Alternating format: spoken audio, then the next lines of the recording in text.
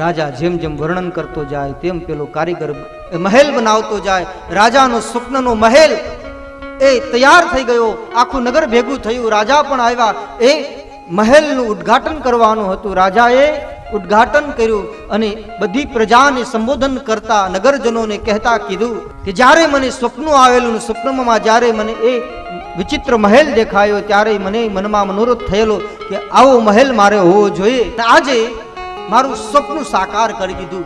જગતના લોકો એમ કહે છે કે સ્વપ્ન ક્યારેય સાકાર થતું નથી, પણ આજે મારા સ્વપ્નનો મહેલ એ બનાવી દીધો. આ કાર્ય સ્વપ્ન મારું સાકાર થઈ ગયું. ત્યારે મેં મનમાં સંકલ્પ કરેલો. રાજાએ કહ્યું કે જે કોઈ મારું સ્વપ્ન સાકાર કરી દેશે ને આ મહેલ મારે એને જ ભેટ આપવો છે, અને એ મહેલની ચાવી એ પેલા લોભી કારીગરને આપે. પછી કારીગર બહુ પસ્તાણો, દુઃખી થયો, પીડા થઈ.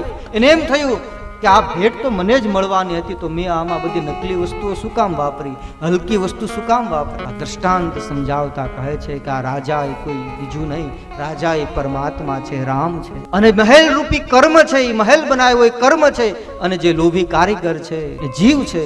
જીવ જેવું કર્મ કરે છે એ ફળ એને જ પ્રાપ્ત થાય છે. કર્મનું સિદ્ધાંત છે.